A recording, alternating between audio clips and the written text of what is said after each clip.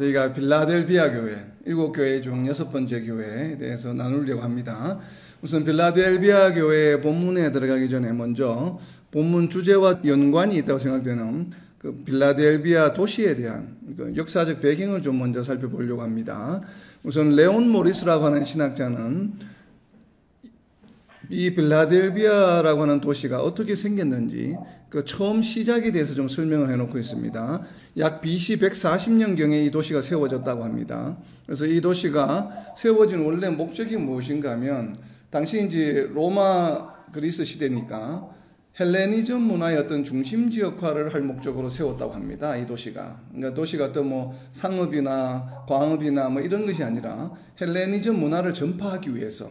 오늘 우리로 말하면 이제 우리 뭐 K 문화, K-팝 칼처 이런 게 막 이제 가는 곳마다 한국 문화원들을 만들잖아요. 각 나라에 만드는 것처럼 여기도 이 지금 빌라델비아라고 하는 도시가 헬레니즘 문화를 좀 이렇게 확장하려고 하는 전파하는데 구심적 역할을 하기 위해서 이 도시를 세웠다고 합니다. 근데 이 도시를 세웠던 그 황제의 이름이 바로 아틀라우스 2세 필라델푸스 오브 벌가모이라고 해서 버가모 출신의 필라델푸스라고 하는 그 황제, 그 사람이 이제 세운 도시예요. 그래서 원래 도시를 세운 사람이 이름을 따서 빌라델피아라고 이름을 지었습니다. 그리고 그리스 로마 시대의 모든 도시들이 다 마찬가지지만 신전들이 굉장히 많죠. 많은데 특별히 또 이 도시는 다이오니소스라고 하는 신을 섬기는, 그러니까 이 도시의 가장 어떻게 보면 좀 중심이 되는, 핵심이 되는 신이 다이오니소스예요. 이 다이오니소스라고 하는 신은 무슨 신인가 하면 로마 신화로 말하면 바카스와 같은 신입니다. 그러니까 로마 신화에 나오는 바카스 신. 여기에서는 이제 쪽에서는 아마 다이오니소스라고 하는 신인데 술의 신입니다. 술.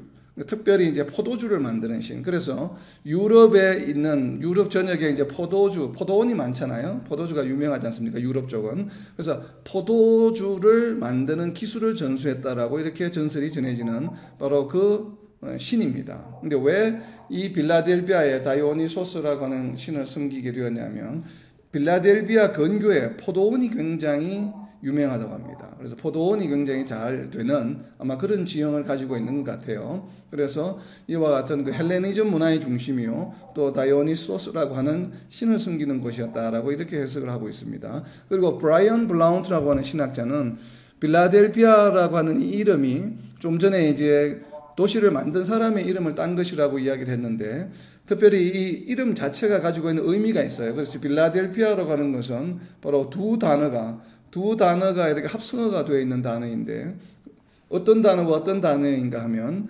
아델포스라고 하는 헬라어가 있습니다. 아델포스. 그래서 형제라고 하는 사람이라고 하는 brother를 의미하는 아델포스라고 하는 단어하고 그 다음에 사랑을 의미하는 필로스. 사랑에는 종류가 여러 가지가 있죠. 아가페도 있고 있는데 그 중에서 특별히 이제 필로스.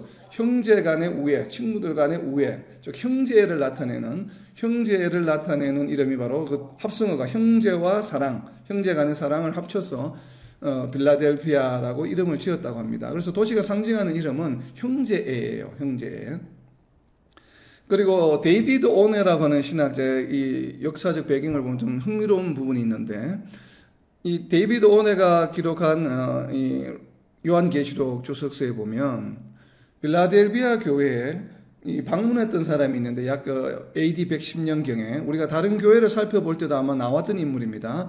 이그나티우스라고 하는 분이 로마로 압송되면서 아마 여러 군데를 들렸던 것 같아요. 여러 도시를. 들리는 도시마다 나중에 아마 편지를 쓴 것 같습니다. 이 바울처럼 편지를 쓴 것 같은데 그래서 빌라델비아 교회에도 편지를 썼는데 그 편지 내용에 보면 아주 재밌는 내용이 있는데 무엇이 있냐면 당시에 빌라델비아 교회의 조직에 대해서 언급하고 있습니다. 그러니까 교회 조직이 어떻게 구성되어 있는가. 그러니까 초대교회의 교회 모습은 오늘날 우리 교회와 비교했을 때 어떤 조직 형태를 가지고 있었을까를 알 수 있는 아주 좋은 자료입니다. 그래서 이 이그나티우스가 보낸 편지 내용을 보면 당시의 빌라델비아 교회가 오늘날 우리 교회의 모습이랑 비슷했던 것 같아요. 그래서 당시에는 비숍이라고 부릅니다. 우리 이제 캐톨릭에서 보통 말하는 이제 비숍들이죠. 이런 교구장과 같은. 그러니까 빌라델비아 교회를 리딩하는 목회자가 한 사람이 있고, 그리고 그 목회자를 지원해주는, 서포트해주는 장로라고 하는 직분과 집사라고 하는 직분이 있었다고 합니다. 그러니까 지금 우리가 오늘날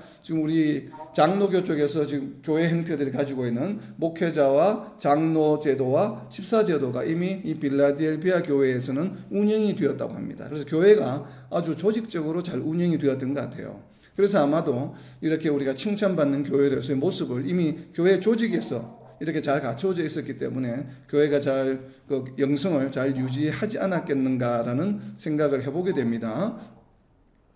그리고 특별히 또 이 빌라델비아 지역에도 아마 유대인들이 많았던 것 같아요. 그래서 이 빌라델비아 교회에 보내는 메시지의 9절에 보면 사탄의 회당이라고 하는 그런 이야기를 지금 하고 있죠. 보면 그런 것으로 봤을 때 빌라델비아에도 아마 유대인들이 많았던 것으로 보여집니다.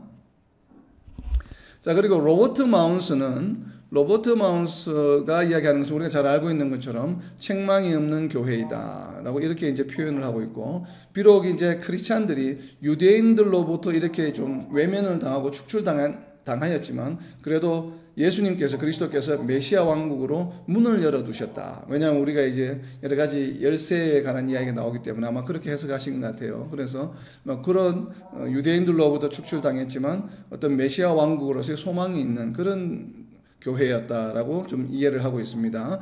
그리고 또 재미있는 내용 중에 하나는 이 지금 요한계시록이 쓰여질 당시는 아니지만 그 이후에 한 400~500년 후에 약 5세기경에, 그러니까 약 한 400년 되겠죠, AD.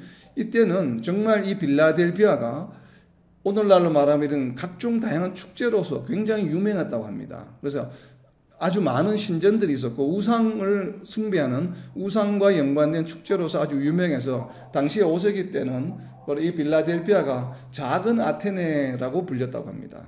그러니까 이 지금 터키 지역의 소아시아에 있는 아테네라고 할 정도로 굉장히 이런 축제로 유명하였다라고 이렇게 지금 해석을 하고 있습니다.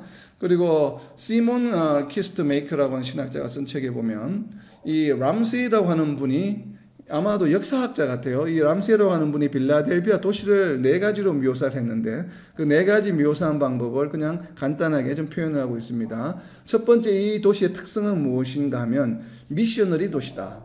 그러니까 이제 아마 이런 종교적인 그리고 순교적인 이러한 것이 굉장히 왕성한 도시였고, 그리고 두 번째 도시는 자연재난을 굉장히 두려워하는 그러한 사람들이 모여 사는 도시였다. 아마 지진과 같은 자연재해가 많았던 것으로 보여집니다. 그리고 또 특성 중에 하나가 사람들이 도심에 몰려 살지 않고 시외곽지에 주로 많이 몰려 살았다고 합니다. 그래서 아마 포도원을 중심으로 살았던 것 같아요. 포도원들이 다 시외곽에 있기 때문에 사람들이 주로 시외에 거주했던 그런 아주 독특한 도시 형태를 가지고 있습니다. 그리고 이 황제 이름으로 나중에 도시명이 이제 바뀌게 되죠. 지금 빌라델비아인데 이것이 나중에 이제 로마 황제 이름으로 도시명이 바뀌게 되는 이렇게 큰 4가지의 어떤 특징을 가지고 있다라고 이렇게 이제 표현을 하고 있습니다. 그리고 페이지 피터슨이라고 하는 신학자는 우리가 두아디라 교회 공부를 할 때 두아디라 도시가 3세기 때의 몬타니즘으로 굉장히 충만했다고 그랬죠. 몬타니즘으로 가득 차 있었다. 몬타니즘은 어떻게 보면 좀 극단주의, 그러니까 좀 경건주의를 지향하는 곳입니다. 좀 이렇게 좀 영성을 굉장히 강조하는 그런 우리 기독교 종파 중에 이제 이단이죠. 어떻게 보면 이단이고, 왜냐하면 몬타니즘을 주장한 몬타누스가 자기가 새로운 메시아라고 자기가 주장을 했기 때문에 그러니까 이제 이단인데도 그 내용이 뭐냐면 굉장히 극단적인 그런 영성을 좀 강조하는 그런 주의예요. 근데 이 몬타니즘이 바로 이 빌라델피아라고 하는 도시에서 생겨났다고 지금 해석하시는 분들이 있습니다. 그 이유가 무엇인가 하면 빌라델피아 도시 근처에 무엇이 있냐면 이 조그만 그 도시가 있는데 이 도시에 이 몬타누이자들이 생각하는 요한계시록에 나오는 마지막에 나오는 새 예루살렘이 당시에는 이제 초대교회 때는 이제 요한을 통해서 예수님께서 요한을 통해서 새 예루살렘이 강림할 것이라는 예언을 했잖아요. 그러니까 아마 당시에는 이 예루살렘이 어디에 강림할까가 굉장히 아마 이슈였던 것 같아요. 그래서 아마 여기에 임한다 저기에 임한다 아마 얘기가 많았던 것 같은데, 특별히 그 새 예루살렘이 임한다라고 이야기하는 도시가 바로 이 빌라델피아 근처에 있었다고 합니다. 그래서 몬타니즘주의자들은 바로 그런 새 예루살렘이 도래하는, 지금 왜냐하면 몬타누스 자체가 자기가 새로 강림한 사람이라고 주장을 했기 때문에, 그래서 이 도시 근처에 가서 아마 몬타니즘이 거점을 잡지 않았나 그렇게 해석이 됩니다. 그래서 몬타니즘이 발현한 도시라고 이렇게 해석을 하기도 합니다. 그래서 바로 이 빌라델비아가 바로 그런 도시다라고 이렇게 이야기를 하고 있습니다. 바로 이렇게 이제 역사적인 배경을 좀 말씀을 드리고, 이제는 오늘 본격적으로 이제 말씀하신 이에 대해서 좀 살펴보려고 합니다. 말씀하신 이에 대한 내용을 요한계시록 3장 7절에서 이야기하고 있는데, 이것이 과연 몇 가지로 그것이 되는가, 몇 가지인지를 한번 표시해 보시기 바랍니다. 필라델비아 교회의 사자에게 편지하라. 거룩하고 진실하사 다윗의 열쇠를 가지시니 곧 열면 닫을 사람이 없고 받으면 열 사람이 없는 그가 이르시되. 아멘. 아멘.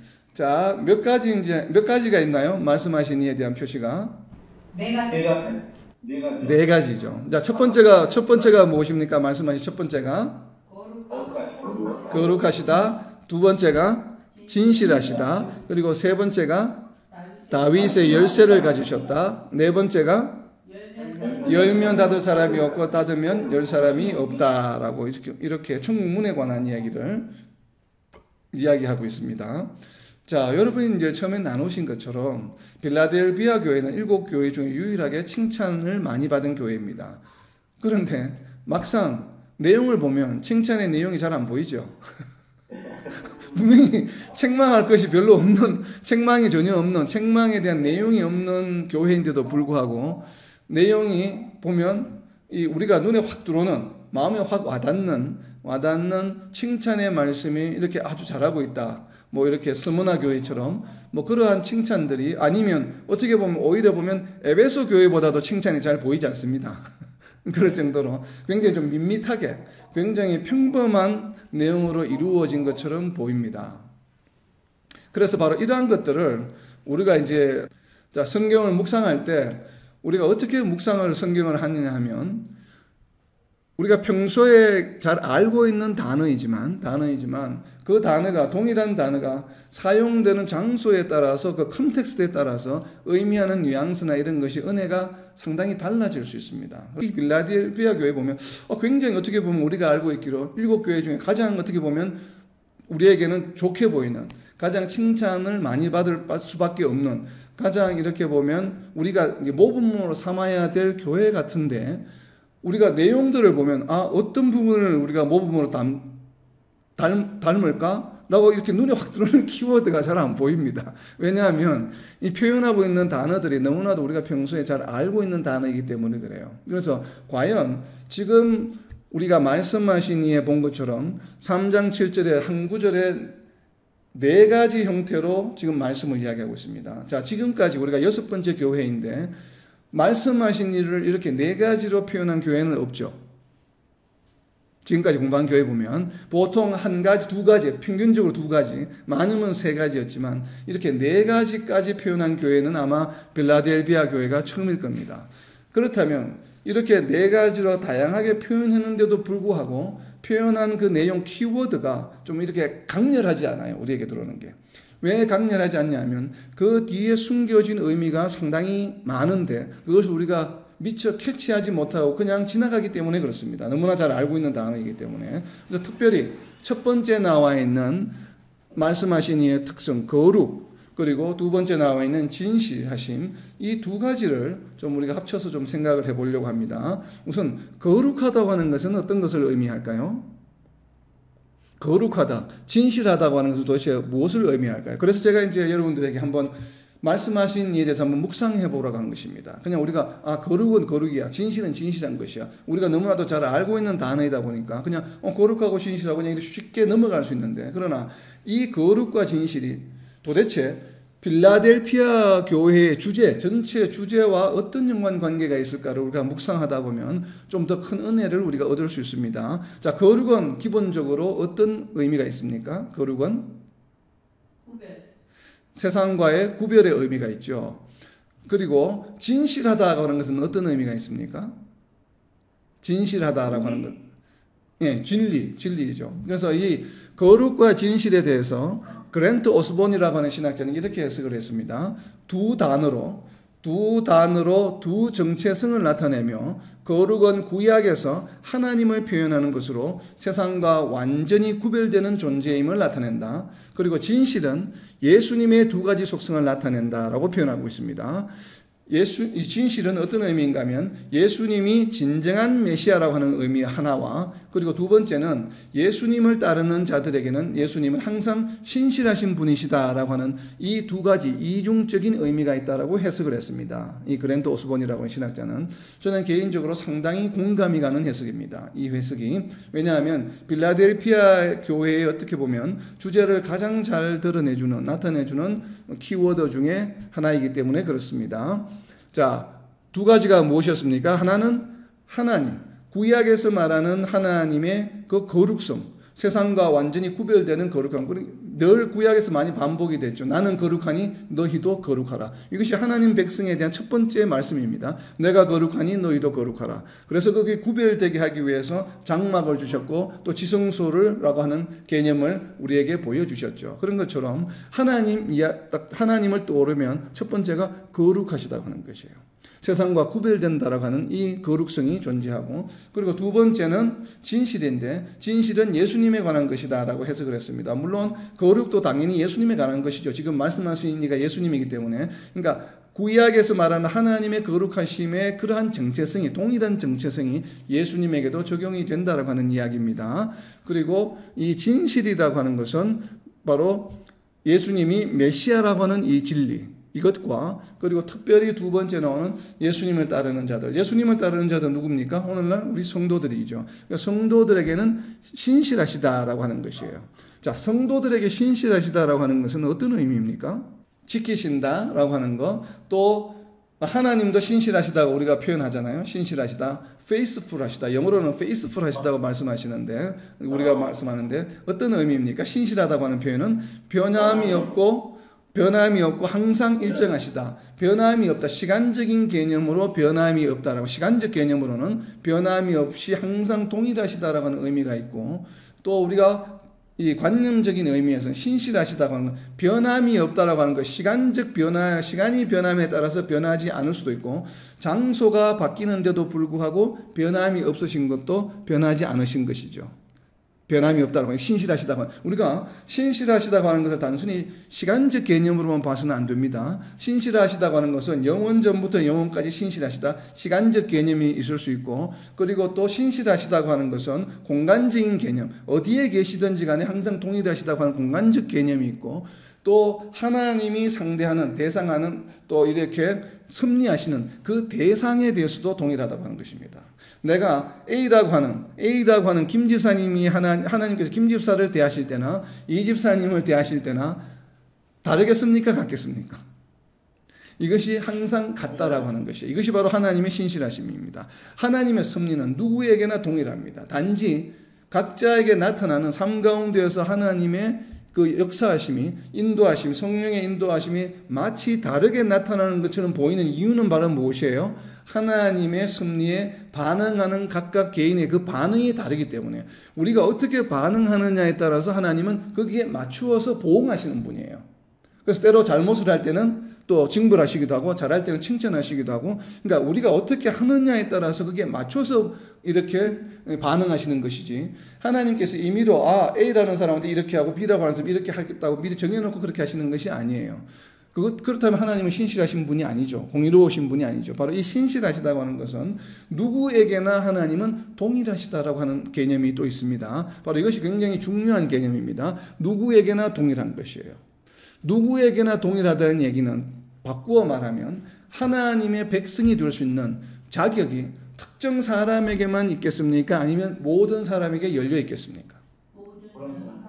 모든 사람에게 열려 있다고 저희들은 믿습니다. 왜냐하면 물론 우리 장로교에서 이야기하는 예정론은 하나님께서 우리가 구원받을 자를 예정해 놓으셨다라고 하는 신학적 의미가 분명히 있습니다. 그러나 있지만 기본적으로 하나님께서 사람을 창조하시고 또 구약 시대를 지나고 신약이 와서 예수님을 보내주셨을 때 예수님을 통해서 이 구원의 역사를 이루시겠다고 하셨던 것은 유대인에게만 속한 것이 아니요 모든 이방인에게, 이 성경 구절에도 나오잖아요. 모든 민족에게 구원의 기회를 주시기 위해서 예수님을 이 땅에 보내주셨고, 그리고 하나님의 백성이 되는 조건이 예수님을 믿기만 하면 누구나 다 예외 없이 다 하나님의 백성이 될 수 있도록 해주셨습니다. 바로 이것이 예수님의 또 신실하시다는 의미예요. 그래서 바로 이것을 우리가 다르게 표현하면 거룩하다라고 하는 것은 무슨 뜻입니까? 세상과 구별된다라고 하는 의미예요.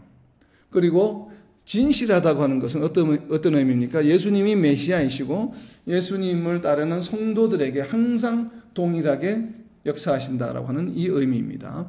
자, 이것을 다르게 표현하면 이것은 무엇인가 하면 예수님의 속성이기도 하지만, 지금 말씀하시니까 예수님의 속성이기도 하지만 또 누구의 속성이기도 합니까?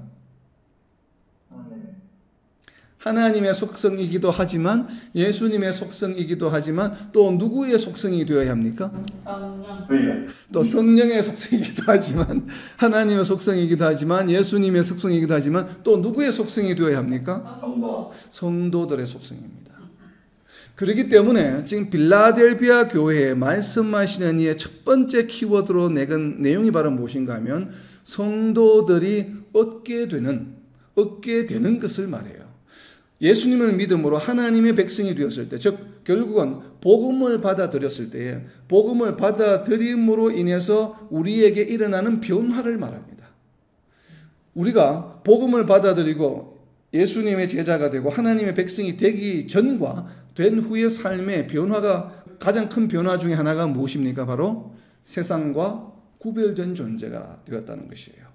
우리가 세상에 속해 있을 때는 세상과 구별되지 않았습니다. 거룩한 존재가 아니었습니다. 그러나 예수님을 믿음으로 구원을 얻고 죄사함을 받고 구원을 얻은 우리는 어떤 존재가 되었습니까? 이제는 누구나 다 예외 없이, 뭐 어떤 사람은 좀 더 거룩하고 어떤 사람은 좀 덜 거룩하고 이러지 않아요. 신실해요.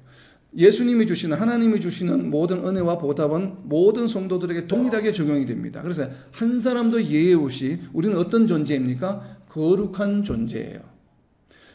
거룩한 존재를 다르게 표현하면 어떤 표현입니까? 세상과 구별되는 존재다라고 하는 것입니다. 자, 세상과 구별되는 존재라고 하는 것에는 두 가지 의미가 있습니다. 첫 번째 의미는 방금 나눈 것처럼 우리는 죄가 없어요. 이제 더 이상. 예전에는 죄가 있는 존재였지만 이제는 죄 사함을 받은 존재예요. 그래서 하나님 앞에서 우리는 깨끗한 존재, 거룩한 존재가 된 것입니다. 그리고 또 다른 측면에서 보면은 그것은 이제 우리의 정체성에 관한 문제고, 우리의 정체성이 죄가 없는 존재가 된과 동시에 또 이 거룩이 어떻게 적용이 되냐면, 거룩이 어떻게 적용되겠습니까? 우리의 삶이 세상과 완전히 구별되어야 한다라고 하는 또 다른 의미가 있습니다. 성경에서 지금 특히나 신약에서, 특히나 바울 서신에서 시종일관 로마서로부터 시작해서 지금 계속 이야기하는 것, 특별히 지금 요한계시록까지 나오는 계속 지금 7교회 이야기하는 내용도 전부가 무엇이에요? 세상과 구별되는 삶을 살으라고 하는 것이에요. 그죠? 세상과 병행하는, 우리가 지난번에 살펴보았던 4대 교회처럼 도대체 세상에서 구별되지 않고 이것이 성도의 삶인지 세상 사람의 삶인지 전혀 구별되지 않는 그런 삶을 사는 존재로 있어서는 안 된다라고 하는 얘기예요. 그 내용의 결과가 무엇입니까? 지금 에베소 교회부터 시작해서 4대 교회에 이르기까지 나왔던 그 모든 내용들, 성도들이 잘못했던 내용들이 전부가 다 회개하고 회복이 되고 올바른 삶의 모습이 어디에 지금 나타나고 있습니까? 바로 빌라델비아 교회의 첫 키워드로 나타나고 있는 것입니다. 너희들이 이 무슨 우상을 섬기고 발람을 따르고 이러한 삶, 좀 4대 교회처럼 세상은 구별되지 않는 삶, 그런 삶을 사는 것이 아니라 거룩하고 진실한 삶을 살아라라고 하는 메시지가 바로 이 빌라델비아 교회의 메시지입니다. 그래서 빌라델비아 교회의 메시지 주제는 무엇인가 하면 복음을 받아들인 결과로 우리가 누리게 되는 것들이에요. 복음의 결과로 우리가 복음을 받아들임으로 누리는 삶은 어떤 삶입니까? 우리가 성도들이 잘 몰라요. 우리가 복음을 받아들임으로 누리는 삶은 어떤 삶입니까? 한 단어로 이야기하면 화평, 평강의 삶이죠. 화평과 평강을 다 합쳐놓은 그 삶을 한마디로 표현하면 무엇입니까? 예전에는 어디에 살았고 지금은 우리가 어디에 살고 있습니까? 이것이 빌라델비아 교회의 메시지입니다. 너희가 이런 삶을 살아라고 하는 거예요. 너희는 지금 이런 삶을 사는 사람들이다라고 지금 이야기하고 있는 것입니다. 천국의 삶이에요. 우리는 지금 어떤 존재입니까? 천국의 삶을 살아가는 존재예요. 우리의 신분이 바뀌었습니다. 우리가 거룩하다고 하는 것은 세상 가운데 사는 삶의 모습이 아니에요. 세상 가운데 살아가는 삶의 모습은 결코 거룩한 삶이 아니에요. 세상과 구별이 안 되는 삶이에요. 그러나 예수님을 믿음으로 거룩하다고 여김을 받았다는 얘기를 다르게 표현하면, 다른 수사로 표현하면 그것이 바로 무엇인가 하면, 우리는 이제는 세상에 사는 것이 아니라 어디에 산다고요? 천국에 사는 삶이에요. 천국은 어떤 것입니까? 천국을 무엇이라고 표현했습니까? 보면 예수님께서 말씀하셨죠. 여기에 있다 저기에 있다 어디에 있다고 이야기하지 말고 천국은 어디에 있다고요? 바로 너희 안에 있느니라. 바로 우리가 예수님께서 직접 선포하셨잖아요. 천국은 너희 안에 있다라고 벌써 표현하셨습니다. 꼭 우리가 예수님이 다시 오실 때에 우리가 부활해서 예수님과 만나서 가는 것이 분명 영원한 천국이 틀림없습니다. 영원한 천국이 틀림없지만, 그러나 우리가 꼭 나중에 우리가 육체적인 생을 마치고 나중에 부활해서 예수님을 만날 때만 천국의 삶을 누리는 것이 아니에요. 그렇다면 우리가 이 땅에서 성도로서 살아가는데 조금 억울하잖아요. 그죠? 뭐 세상과 별로 차이가 없는, 혜택도 별로 없는 삶을 살아가다가 나중에 꼭 죽고 나서 이렇게 해야 되는가? 그러면 우리가 살아있는 동안 이 생에 이 땅에서 살면 그럼 가치가 없나? 우리가 이런 생각을 할 수 있잖아요. 우리의 성도의 삶은 그런 것이 아니에요. 근데 많은 성도들이 간과를 하고 있습니다. 그러나 우리의 천국의 삶은 언제 시작되었습니까? 천국의 삶은 언제 시작되었습니까? 이미 예수님이 오심으로, 복음서에서 뭐라고 이야기합니까? 예수님이 오셨을 때 이미 하나님 나라가 임하였다, 천국이 임하였다라고 선포하셨지 않습니까? 하나님의 나라 천국은 이미 예수님이 오셨을 때, 예수님이 이 땅에 오셨을 때 이미 선포되었고 천국이 이미 이 땅에 임했습니다. 우리는 이걸 확신해야 합니다. 천국은 이미 임했는데 그 천국이 어디에 있다고요? 천국이 저기 어디 한국 부산에 있습니까? 아니면 뭐 좀 미국 빌라델피아 도시에 있습니까? 아니죠. 천국이 어디에 있다고요? 너희 안에 있느니라. 우리 안에 있다고 하는 것이죠. 그런데 천국은 이미 예수님 오셨을 때 임하였는데 왜 너희 안에 있다고 이야기했을까? 천국은 이미 이 땅에 임했는데 너희 안에 있다라고 하는 것은, 천국은 이미 예수님 오실 때 임하였지만 우리 각 개인 성도들이 천국 백성이 되는 시기가 개인별로 다 다르다고 하는 것입니다. 그러니까 이것도 어떤 피지컬한 개념이 아니에요. 천국이 만약 피지컬한 개념이면 어디에 있으면 거기로 차를 타고 가서 들어가면 되죠. 그러면 먼저 들어가는 사람이, 거기에 가는 사람은 무조건 다 천국에 들어가는 거예요. 천국은 그런 개념이 아니에요. 천국은 이미 도래했습니다. 예수님이 오심으로 천국은 이 땅에 임했습니다.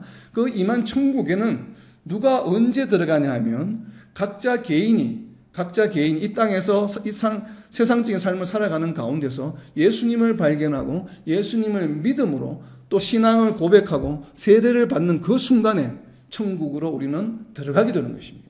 그래서 이 땅에 사는 삶이 천국의 삶으로 변화되는 순간이 각 개개인의 성도에게마다 찾아오는 시기가 다 다르다고 하는 것이에요. 그래서 천국은 너희 안에 있느니라고 하는 것입니다. 천국이 어디에 지정학적으로 있는 것이 아니라 너희 안에 있다는 얘기는 네한테 달렸다 이 말이에요. 다르게 표현하면 네가 예수님을 믿을 때 천국이 네 안에 임하는 것이지, 예수님을 믿지 않는데 천국이 임할 수는 없는 것입니다.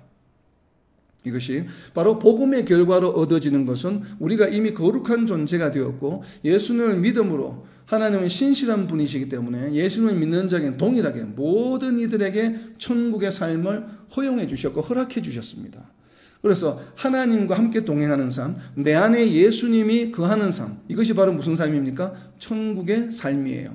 우리가 그래서 이 땅에서도 천국의 삶을 우리가 맛볼 수 있습니다. 얼마든지. 그렇기 때문에 바울 사도는 빌립보서 2장에서 선포하고 있죠. 너희가 work out your salvation. 너희가 이 땅에서 천국을 연습하라. 천국을 체험하라. 계속 이렇게 이야기하고 있는 이유입니다. 우리가 죽고 나서 부활해서 예수님 오실 때 천국을 우리가 맞이하는데 왜 자꾸 이 땅에서 천국을 work out your salvation, 너희 구원을 자꾸 연습하라, 프랙티스하라고 말씀하실까? 바로 이렇게 이해를 해야 되는 것입니다. 이 땅에서 우리는 이미 천국의 삶을 체험할 수 있고 누릴 수가 있다고 하는 것이에요.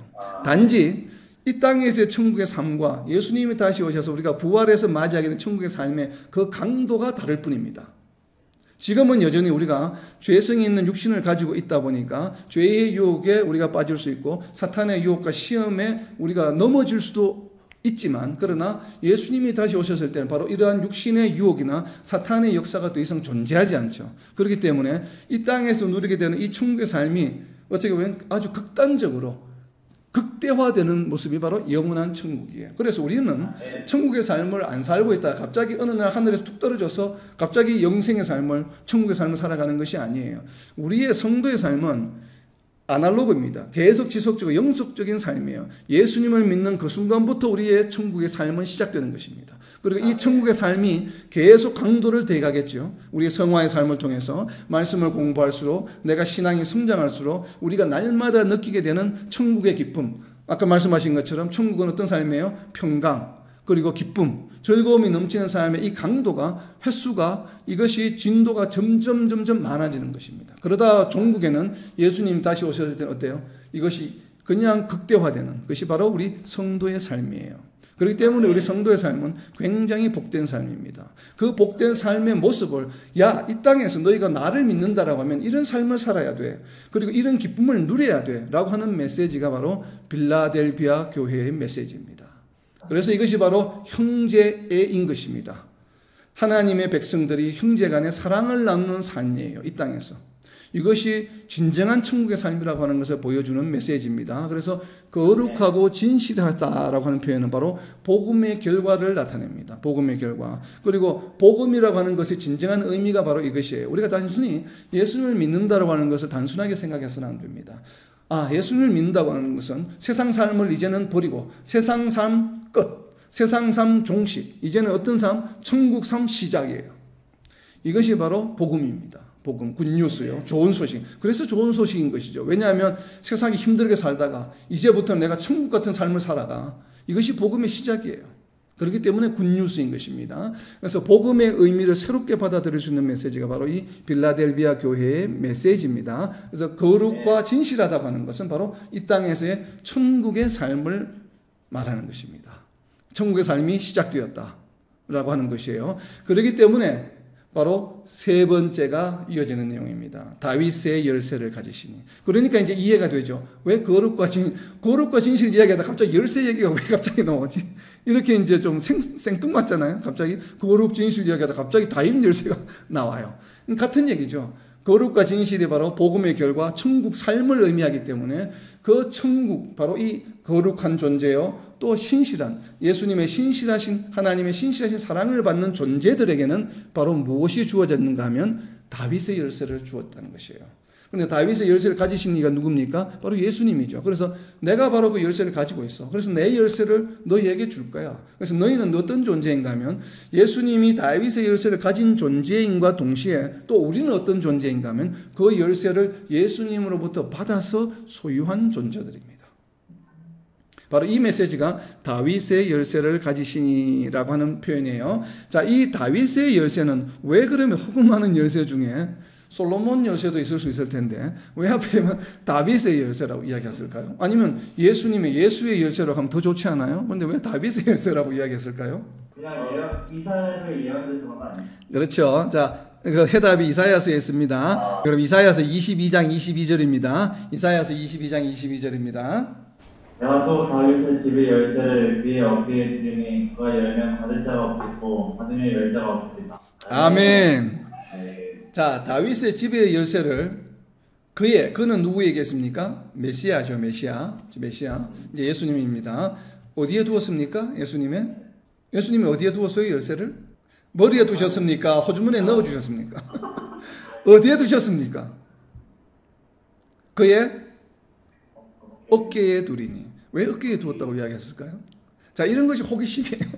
자, 굳이 어깨냐, 머리냐, 호주머니냐 사실 표현할 필요가 없죠. 성경 말씀에. 그냥 하나님께서 다윗에게 열쇠를 주셨다. 다윗의 열쇠를 주셨다. 그에게 이렇게 하시면 될 것을 굳이 불필요하게 수사를 붙입니다. 어깨에 두리니. 왜 어깨에 두셨을까요? 열쇠를? 어깨가 좀 작아서 감이 잘 나오지 않습니다. 자, 우리 군인들을 보면, 유니폼을 입은 사람들을 보면 계급장을 어디에 답니까? 어깨. 계급장, 경찰도 다 어깨에 달죠. 그러니까 아마 어깨가 그 신분을 나타내는 것이 아닐까라는 생각을 해보게 됩니다. 그래서 특별히 어깨에 메시아라고 하는, 이 메시아는 어떤 존재인가? 메시아의 상징이에요.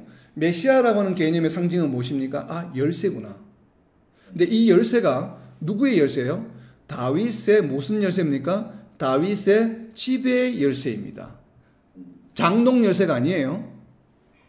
무슨 열쇠요? 다윗의 집의 열쇠예요. 다윗의 집의 열쇠. 집 열쇠는 무엇을 의미합니까? 문이죠. 문. 그러니까 다윗의 집의 열쇠라고 하는 것은 무슨 용도입니까? 문을 여는데 우리 집 문입니까? 누구의 문입니까? 다윗의 집의 문이죠. 그러니까 결국 다윗의 집의 열쇠를 메시아에게 주셨다고 하는 얘기는 다르게 표현을 무엇인가 하면 다윗의 집에 들어갈 수 있는 열쇠예요. 그렇죠? 다윗의 집의 열쇠잖아요. 그냥 열쇠가 아니라 다윗의 집의 열쇠라고 하는 것은 다윗의 집에 들어가기 위한 용도로 쓰이는 열쇠입니다. 그 열쇠를 주셨다고 하는 것이에요. 그럼 다윗의 집은 무엇입니까? 이스라엘 백성을 표현하죠. 다윗의 집은 유다 민족을 이야기하죠. 북이스라엘과 남유다로 나눠졌을 때 다윗의 집이라고 불렸습니다. 세상 사람들한테 이스라엘의 별명이 다윗의 집이었어요. 유다 나라 남유다의 별명이 무엇이었냐면 다윗의 집이었어요. 그것을 이제 부르는 이름이었어요.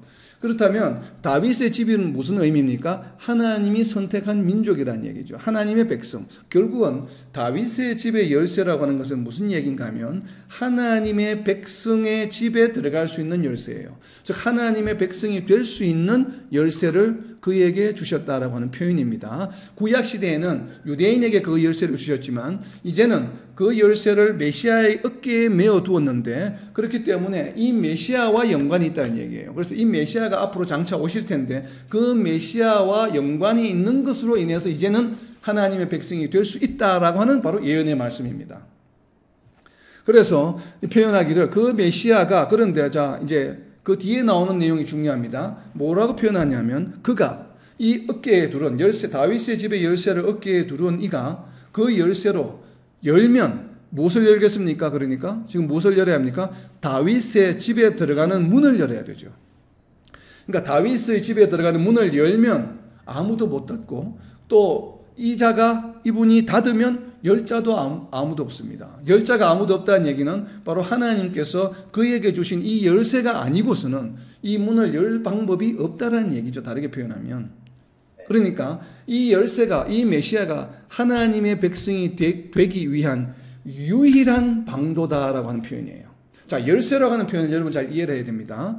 허구 많은 것 중에 왜 하필이면 열쇠라고 표현했을까? 열쇠는 문을 여는 데 쓰이는 도구예요. 그러니까 열쇠가 아니고서는 문을 열 수 있는 방법이 있습니까? 없죠. 물론 힘 좋은 사람이 부수면 되죠.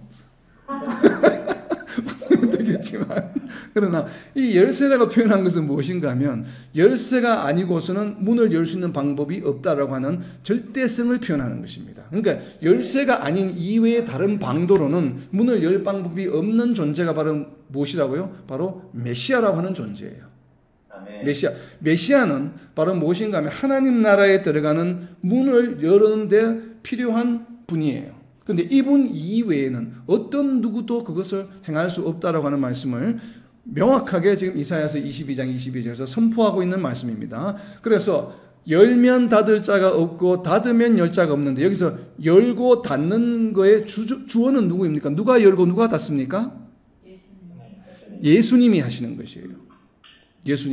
예수님이 열면 닫을 자가 없고 예수님이 닫으면 열 자가 없어요. 그렇다는 얘기는 예수님 이외에 어떤 누구가 문을 열 수 있습니까? 없습니까? 없습니다.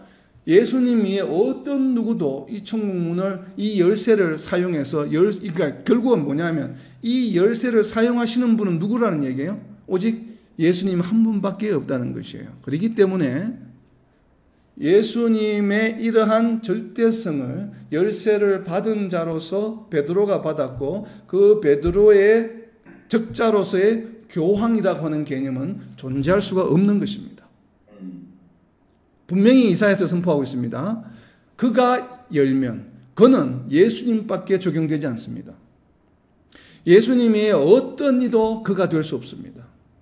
예수님 외에 누군가가 그가 되려고 할 때 성경에서는 뭐라고 표현합니까? 그런 자를 하나님 자리에 올라간 자다라고 이야기하면서 무엇이라고 이야기합니까? 적그리스도.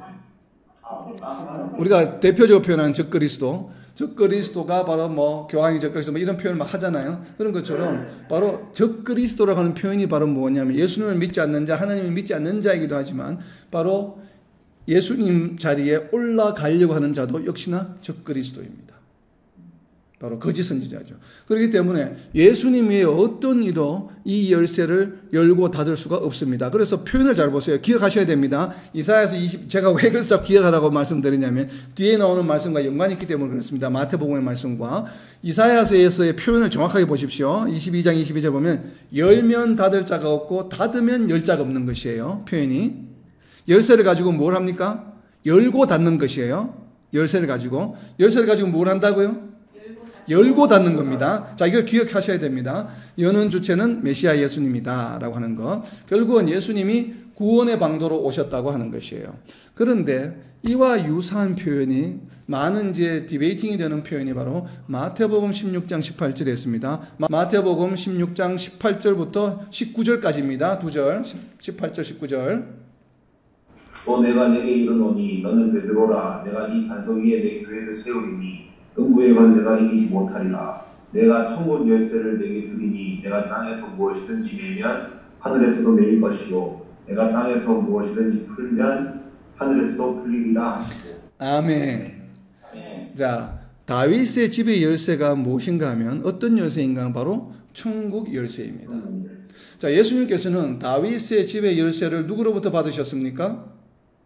메시아로부터 예언이 되어서 하나님으로부터 받았죠. 어디에 받았습니까? 어깨에 두르고 계시죠. 어깨에 두르고 계시는데, 그런데 예수님께서 베드로에게 말씀하십니다. 이 반석 위에 네 이름을 베드로로 바꾸고 이제 이 반석 위에 내 교회를, 예수님의 교회입니다. 예수님의 교회를 세우리니 음부의 권세가 이기지 못하리라. 그리고 19절에 이어서 내 천국 열쇠를 내게 주리니 라고 이야기했습니다. 자, 천국 열쇠입니다. 천국 열쇠를 내게 주리니 네가 땅에서, 여기서 네는 누구입니까? 베드로죠. 베드로가 땅에서 무엇이든지 매면 하늘에서도 매일 것이요 베드로가 땅에서 무엇이든지 풀면 하늘에서도 풀리리라 하시고. 자, 이 말씀을 근거로 해서 교황을 지금 주장하는 겁니다.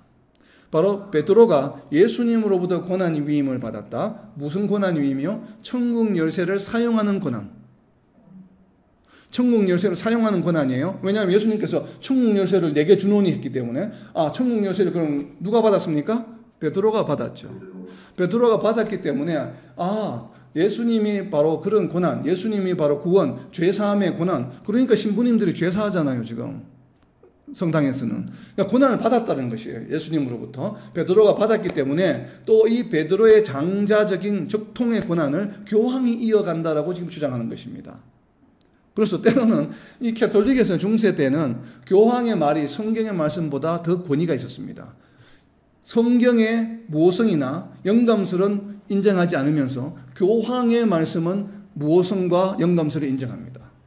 심지어 중세 때 그렇게까지 했습니다. 바로 그럴 정도로 교황의 말씀이 성경보다도 더 권위를 두는 그러한 현상이 일어났습니다. 왜냐하면 바로 예수님으로부터 고난을 받았다고 이야기하기 때문에. 자, 그런데 무엇이 다릅니까? 베드로가 예수님이 주신 천국 열쇠를 사용할 수 있는 권한을 받았습니까? 받지 않았습니까? 받았습니까? 받았다고 생각하기 때문에 그런 주장이 나오는 것이에요. 자, 제가 아까 이사야서 22장 22절에서 분명히 말씀했죠. 그 메시아가 그 열쇠를 받아가지고 무슨 행동을 합니까? 열고 닫습니다. 자, 마태복음 16장을 보세요. 베드로가 지금 뭘 합니까? 열고 닫고 있습니까? 자, 천국 열쇠를 받았는데 열고 닫아요? 뭘 합니까 지금? 메고 풀고 있어요. 열고 닫는 게 아니에요. 메고 푸는 것과 열고 닫는 건, 열고 닫는 것은 무엇을 열고 닫습니까? 천국으로 들어가는 문, 다윗의 집으로 들어가는 문을 열고 닫는 것은 메시아 가시는 것이 맞습니다. 그런데 그 천국 열쇠를 지금 베드로에게 주셨다고 하면서 그럼 베드로야 앞으로 내가 좀 쉴 테니까 앞으로 네가 열고 닫아라 이렇게 하셔야 되는데 그렇게 하시지 않았어요. 네가 열고 닫아라고 하신 게 아니라 뭘 이야기했습니까? 네가 매면 하늘에서도 매이고 네가 땅에서 풀면 하늘에서 풀려 이렇게 이야기했어요. 열고 닫는 문제가 아니에요. 자, 그렇기 때문에 왜 이렇게 예수님께서는 이사야서 말씀을 분명히 인용하신 것 같은데 이 복음서에서 인용하신 것 같은데 말씀하신 것 같은데 왜 이사야서와 동일하게 말씀하지 않으실까? 그것은 예수님의 역할과 베드로의 역할이 다르기 때문에 그렇습니다. 예수님과 베드로의 역할이 다르다면 굳이 말을 바꿔서 이야기할 필요가 없겠죠. 이왕 이사야 말씀을 인용하시는 김에 그대로 말씀하시면 되죠. 앞으로 네가 열고 닫아라 이렇게 하면 될 텐데 그렇게 하시지 아니하시고 천국 열쇠를 네게 주리니 네가 땅에서 매면 매일 것이요 땅에서 풀면 하늘에서도 풀린다라고 이야기했습니다. 자, 이 얘기는 무슨 얘기인가를 좀 우리가 알아보려면 헬라어 원어를 좀 볼 필요가 있습니다. 여기서 맨다라고 하는 헬라어 단어는 데오라고 하는 단어예요. 데오. 이제 데세이스라고 하는 변화형을 쓰고 원래 그 원형은 뭔가 하면 데오라고 하는 단어인데 이 데오라고 하는 단어는 영어로 말하면 바인드의 뜻이 있습니다. 바인드, 묶인다는 얘기죠. 바인딩한다. 둘이 서로 바인딩한다. 물론 이제 타이한다. 타이한다는 것은 리본을 맨다고 할 때 타이가 바로 리본이에요. 바로 타이한다는 뜻도 있고 그리고 또 다른 뜻은 우리가 안전벨트를 맨다라고 하잖아요. fasten seat belt라고 이야기하죠. 영어로 fasten seat belt 보통 그렇게 어나운싱 하잖아요. 비행기 탈 때 보면 바로 그런 fasten이라고 하는 뜻이 있습니다. 그러니까 이렇게 맨다는 얘기예요. 맨다는 얘기는 무엇이에요? 무언가를 무엇에 묶는다는 얘기죠. 고정시킨다는 얘기죠. 문을 열고 닫는다는 개념이 아니에요. 무언가를 무엇에 묶어둔다는 얘기예요. 이 맨다는 의미가. 그러면 예수님께서 말씀하신 천국 열쇠를 내게 주리니 네가 땅에서 매면 하면 이 맨다로 하는 것의 목적어 대상은 무엇일까요? 무엇을 맬까요? 열쇠를 매요. 열쇠를 매요? 왜? 열쇠를 내한테 줬는데 무엇을 매냐 하면 바로 이 지금 헬라어 원어에 보면 이 맨다라고 하는 동사는 분명히 타동사입니다. 무엇을 맨다는 얘기니까 타동사의 역할이 분명할 텐데요. 목적어가 보이지 않습니다. 그런데 이 목적어를 특정하자고 관계대명사로 표현했습니다.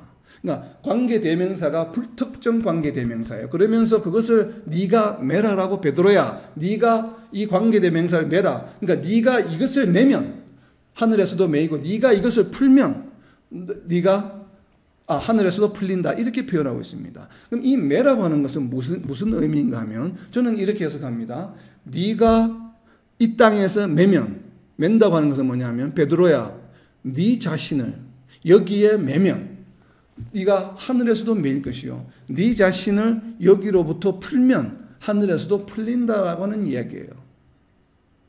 이게 무슨 얘기겠습니까? 내가 천국 열쇠를 네게 주리니 네가 네 자신을 이 천국 열쇠에 묶고 이 천국 열쇠와 바인딩하게 되면 함께 매이게 되면 네가 하늘에서도 매일 것이요 네가 이것을 이 푼다라고 하는 지금 한글 표현은 푼다라고 되어 있잖아요. 이 푼다라고 하는 헬라어 단어는 무엇인가 하면 루어라고 하는 아주 대표적인 헬라어 단어입니다. 루어는 무엇인가 하면 영어로 표현하면 release예요.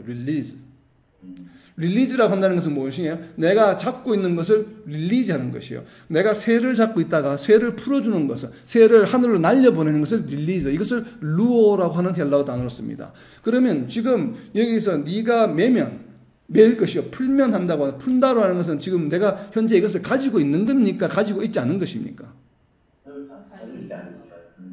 가지고 있지 않은 것을 어떻게 릴리즈해요? 마술합니까?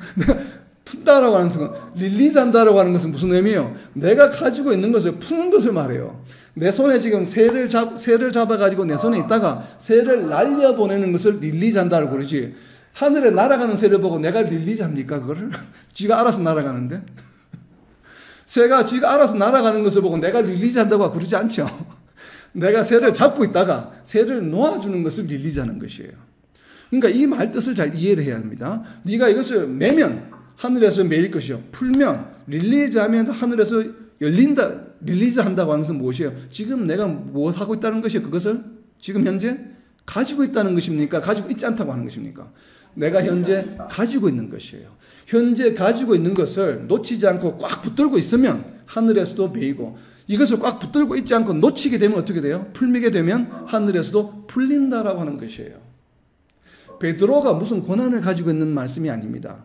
내가 천국 열쇠를 네게 주리니 네가 네 자신을 이 천국 열쇠에 꼭 붙어서 메고 있으면, 이것이 결국 그러니까 천국 열쇠죠. 꼭 붙들고 있으면. 그런데 여기에서 말하는, 왜 제가 그렇게 해석을 하지 않냐면 헬라어 원어에 보면 열쇠라고 하는 단어는 여성 명사예요.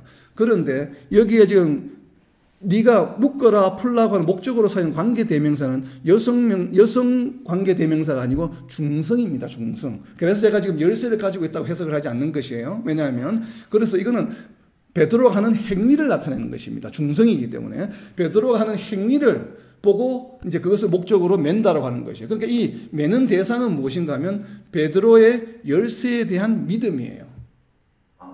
그러니까 열쇠에 대한 믿음을 네가 꼭 붙들고 있으면 하늘에서도 묶이고, 열쇠에 대한 믿음을 네가 릴리즈하게 되면 놓아버리면 하늘에서도 노임을 당한다라는 얘기입니다. 결국 우리가 예수님을 믿음으로 해서 얻은 구원, 천국 열쇠를 내가 끝까지 믿음을 잘 지켜 행하면 결국 하늘에서도 이 묶임을 당하게 되고, 내가 가지고 있는 믿음을 놓아버리면, 릴리즈하게 되면 어때요? 하늘에서도 풀리게 된다. 결국은 천국에 들어가지 못한다라는 얘기를 지금 하고 있는 겁니다.